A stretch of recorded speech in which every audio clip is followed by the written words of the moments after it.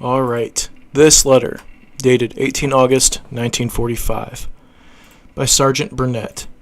Somewhere on Okanawa, August 18th, 1945. Dear Ted and Nina, I'm writing this letter more or less because I can specifically state now what island I'm on.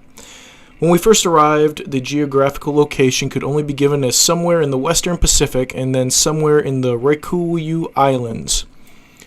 We're all waiting for the VJ Day to be declared so the censorship bars can be let down entirely. To date, we hear General MacArthur has granted an unlimited extension to the Japs' descendant envoy to Manila.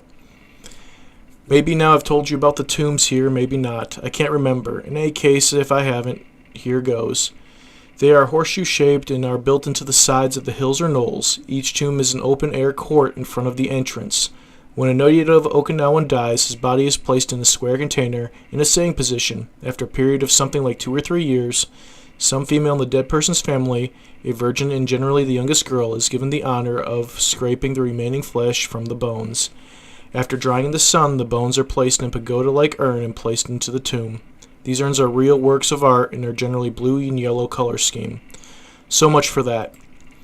I've seen a number of Jap bodies in the jungle undergrowth near our bivouac area, either killed by our troops or blasted by artillery, or perhaps cases of harikari.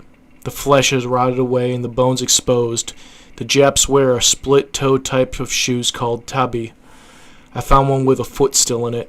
There were canteens and ammunition belts scattered about, and clothing had rotted into shreds. A hell of a stink filled the air. Many of the urns in the tombs have been overturned and the bones scattered as a result of military action. Most have been replaced and the tombs sealed with sandbags. There's a strict rule about desecration of these tombs. This is a rolling countryside and reminds me strongly of North and South Carolina. The climate and environment and all. Plenty of caves and hidden defenses. We still hear about Japs being killed or captured. For several weeks we slept with loaded carbines, light rifles at our sides. But no Japs showed up around here. There were lots of alerts and we spent much of the time in foxholes. This was a real pain in the neck. When you sweated all day, ached to sleep at night, but had to spend 2 or perhaps 3 hours in a foxhole with heavy steel helmet on your head. Searchlights would scan the sky and sometimes trap a Jap plane in the crossbeams. Ack-ack shells would burst high overhead, perhaps 3 or 4 miles up, and a piece of flak would strike the area, which can kill if they hit you on the noggin and you aren't wearing a helmet. Several bombs were dropped uncomfortably close. One scattered fragments and went far and wide and got a few GIs. One of them our first sergeant, who was wounded in the backside. We naturally accused him of slacking out his buttocks so he'd get a Purple Heart. I painted the wound with methylite, which is supposed to be an improvement over mecachrome or iodine. You've got to be treated by a medico. If you're wounded as a result of enemy action, you're eligible for a heart. It's a hell of a feeling when an enemy plane dives down and you're positive he's aiming for your foxhole. What makes it worse is you can't see him. Several are very good at evading our searchlight lights. The beams would catch them. A moment later, they would disappear, although you could hear the engine plainly. Visited the town of Nasha soon after arriving, the only time I got a chance to leave the area. The place was just a pile of rubble. As the news dispatches said, just 3 buildings were standing, in a variety of degrees of destruction. With all windows blasted out, I've yet to see a native home in the countryside in its original condition. Lots of natives are on construction gangs. Saw one group of women, very filthy looking, passing little rocks hand to hand to dump truck bucket brigade fashion.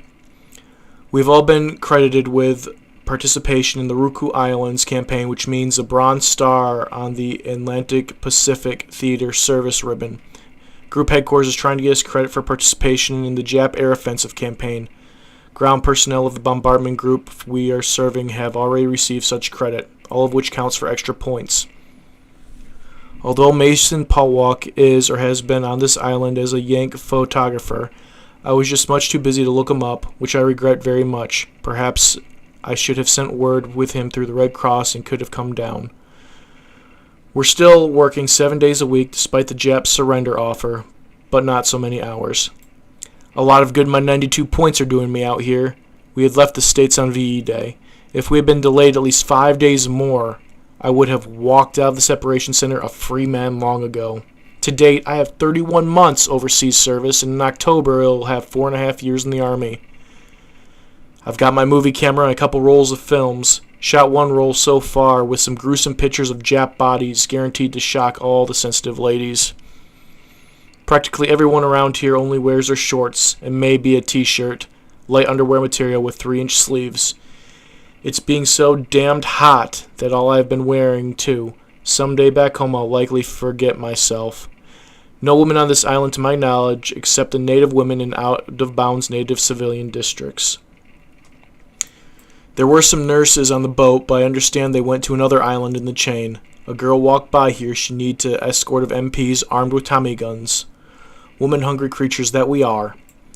Everyone thought that the fellows had never been on the other side would lay down on the job and let newer fellows do the work. As it turned out, they're the only ones who really work and are the spark plugs of the group. The newer fellows take it easy as possible and sit around griping and complaining about being away from home. Even this short period of time, they complain about the food. When we've seen far worse, the PX supplies, when we did without in Libya and Tunisia and partially in Sicily. And the fact that we only get 6 bottles of beers a week and they've having started to come in, when I didn't see any beer for the other side of 18 months or so. And the lack of lumber for tent floors. Well, we consider ourselves lucky to get a few pieces of wood from a frag bombing boxes and platform for our cots. Anytime I hear these griping sentiments, I just move away. What an army. At night of August 10th, we had a premier VJ celebration. I was sitting in the squadron headquarters and was typing a letter when I heard an enthusiastic shout, "War's over! War's over!" Red ACAC tracer bullets filled the sky in crazy patterns. Searchlight beams played back and forth. Yellow parachute flares were shot up to float down and light the area brightly, and red and green signal flares were set up, and they came down in an arc. Sirens screamed. It seemed that every Tom, Dick, and GI was firing his carbine, rifle, or submachining in the air. It was a crazy celebration that lasted a good half hour. Everyone was going wild. I didn't put much faith in the report that the Japs surrendered. It was a necessity for the commanding general to issue an order to sound a false alert to quiet everyone down. The PA system was turned on and he spoke by radio to put away your guns. A number of soldiers had been killed on the island. The next day, the ammunition was called in. The GIs of both groups were busy policing up the area of spent shells. Last night, I had a bottle of Goebbels beer among my ration of 6 bottles. When you don't drink for a long time, even 3.2 can make your head whirl. It made the boys feel mellow, and there was singing all over the area until 11 p.m. Generally the Army songs which just couldn't be sung in mixed company. Everybody but the High Point boys is sweating out in the Army of Occupation. Told a number of them I could see pacing up and down in front of the Emperor's Palace. Oh boy, if I ever got back home, I'm not going to budge off 31st Street. This G.I. Joe is going to sleep for 30 days straight, awakening just for meals. I'm going to cut myself off from the world and tend to my own little pursuits and hobbies. Oh, for the life of a hermit. Matt.